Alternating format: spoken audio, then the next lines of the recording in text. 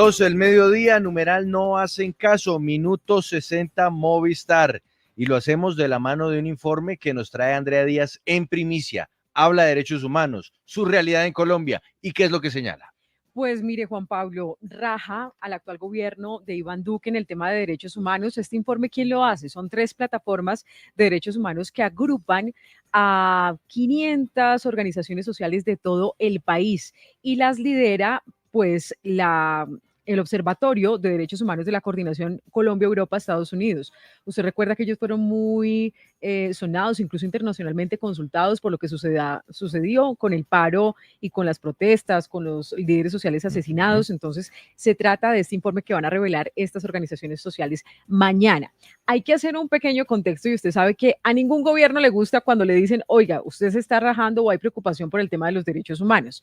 Y hay que hacer también un contexto respecto a esas cifras escalofriantes de líderes sociales asesinados en Colombia. Desde 2016 se hablaba de más de 900 líderes asesinados. Hay, por supuesto, controversia con respecto a las cifras, pero también le tengo algunos datos recientes que no le han gustado al gobierno. A ver. Recordemos que en el 25 de mayo, la Comisión Interamericana de Derechos Humanos dijo que había recibido 71 denuncias de asesinatos de defensores de derechos humanos y la Oficina del Alto Comisionado de las Naciones Unidas dijo que por lo menos 11 habían sido confirmadas. En su momento el gobierno dijo, oiga, no estamos de acuerdo con esa cifra.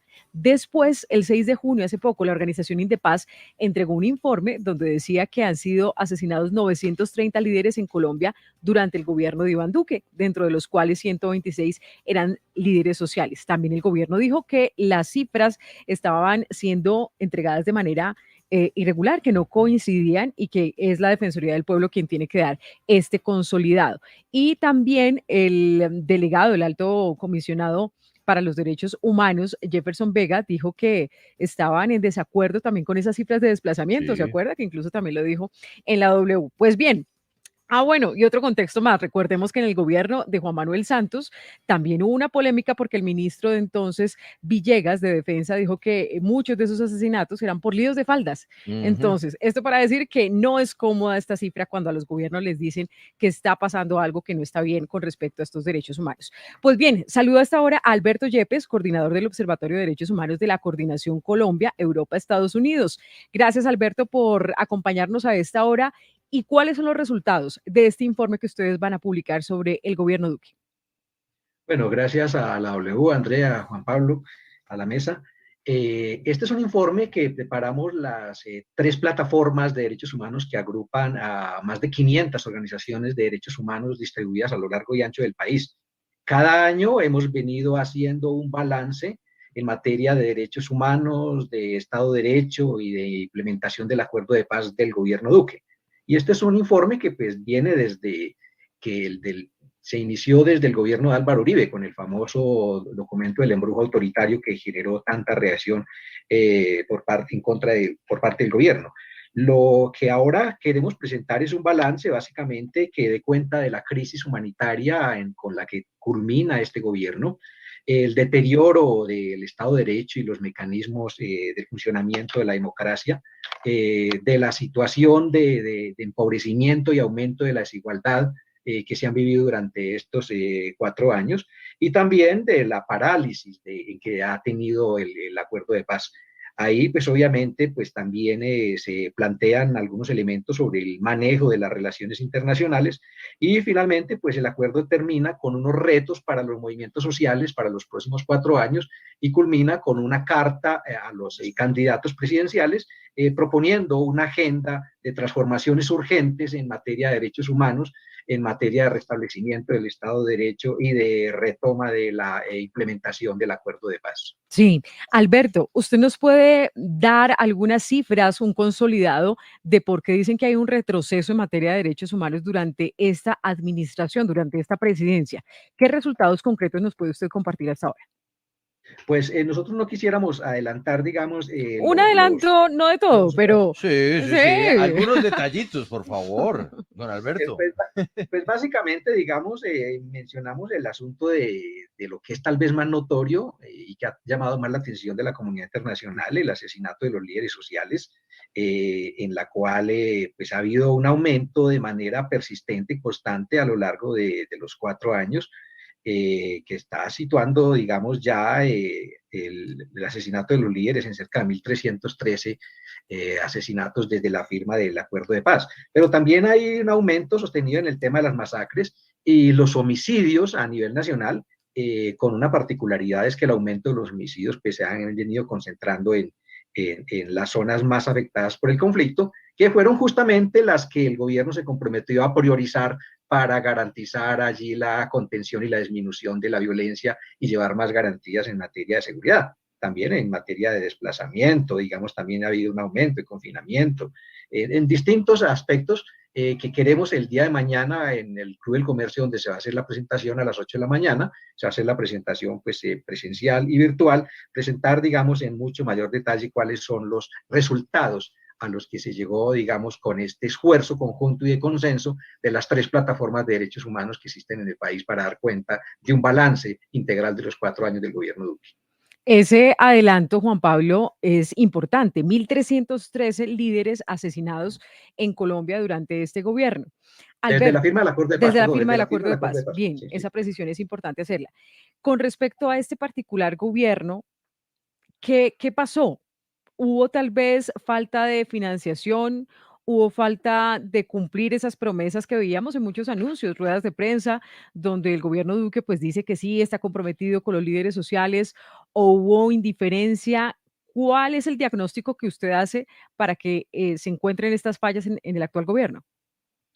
Pues lo que vemos es que en general en cada uno de los ámbitos hubo un modelo político y socioeconómico que no favoreció a las amplias mayorías, sino que concentró los privilegios en sectores muy concretos de la población. Y eso llevó a que no se implementaran las reformas que estaban contenidas en el acuerdo de paz, ni se desarrollaran políticas en materia de derechos humanos de amplio beneficio o de acceso universal a la población. Entonces eso hizo que en vez de avanzar, pues tuviéramos un retroceso muy prolongado, tanto en derechos humanos como en materia de democracia e implementación del acuerdo de paz. Don Alberto, coordinador del Observatorio de Derechos Humanos de la Coordinación Colombia-Europa-Estados Unidos. Cuando uno habla de derechos humanos en Colombia, pues muchas veces pues mira hacia ustedes, hacia las organizaciones no gubernamentales que tienen la lupa puesta al tema, pero el Estado colombiano tiene un organismo que debería estar pendiente de los derechos humanos, de su defensa, de su protección, de la divulgación de los mismos y también de emitir alertas cuando estos están en riesgo. Me refiero a la Defensoría del Pueblo. ¿Usted nos podría anticipar, dar un adelanto sobre lo que este informe señala respecto a la labor de la Defensoría? Pues desafortunadamente lo que hemos observado es que la Defensoría, que debía ser el organismo de enlace entre el Estado y la sociedad, el que acompañe a los movimientos sociales en sus movilizaciones, en sus luchas, sus reivindicaciones, ha estado muy de espaldas a este tipo de compromisos.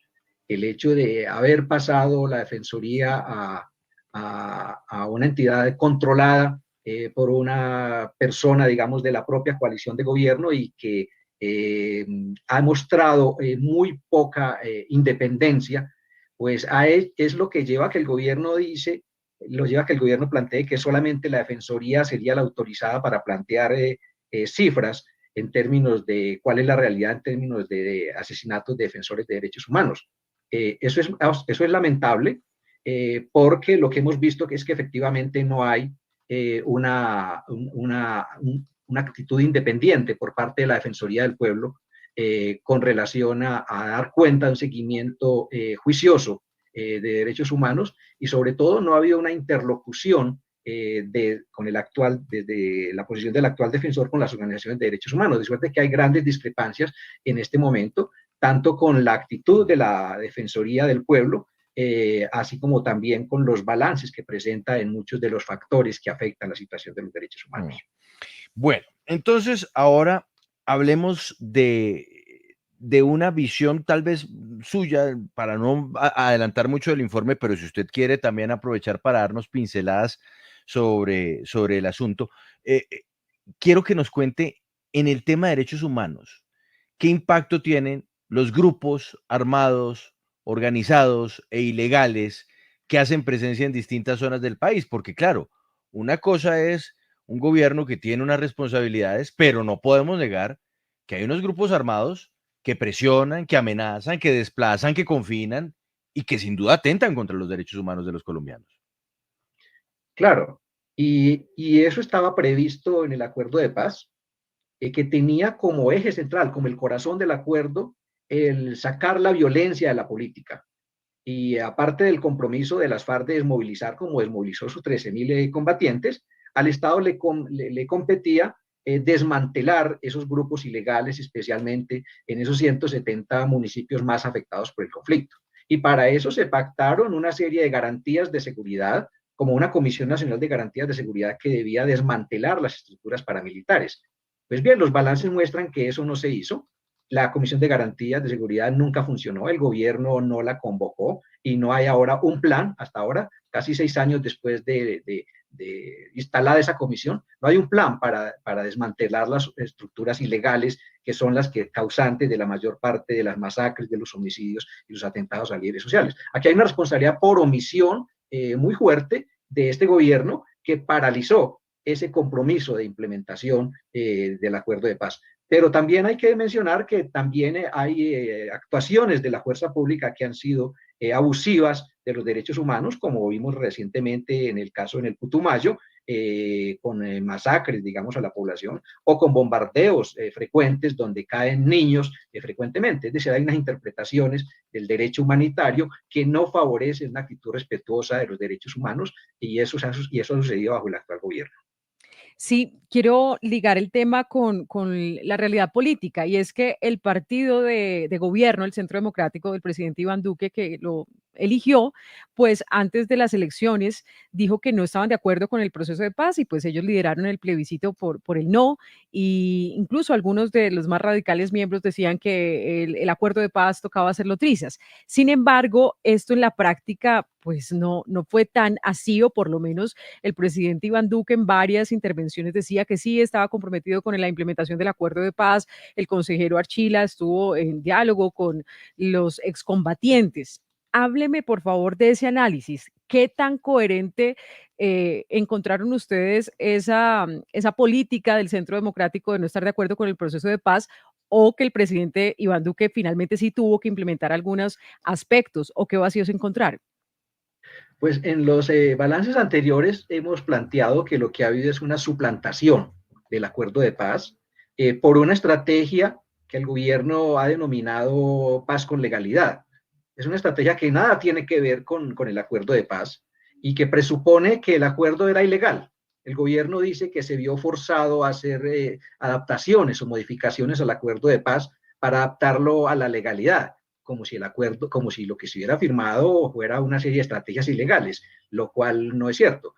Pero digamos, tanto en su implementación como en sus resultados, lo que se ha visto es que paz con legalidad no ha contribuido a afianzar la paz ni a mejorar la situación de derechos humanos y mucho menos la situación de seguridad que se vive en las regiones más afectadas por el conflicto. De suerte que paz con legalidad básicamente se convirtió en un simulacro para decir que se estaba implementando el acuerdo de paz, cuando en el fondo paz con legalidad no era más que la expresión de la política de seguridad, no muy diferente a la política de seguridad democrática que se implementó durante los años de ejercicio de su mentor político y que básicamente consistieron en militarizar en los territorios y otorgarle un papel muy fuerte en la dirección de estrategias, inclusive de desarrollo al Ministerio de Defensa, a través de programas como las denominadas zonas futuro, que terminaron superponiéndose sobre los programas de desarrollo con enfoque territorial. Es decir, primó un enfoque de control territorial militarizado y no la seguridad de las comunidades, los liderazgos y las organizaciones. Y ahí tenemos los resultados.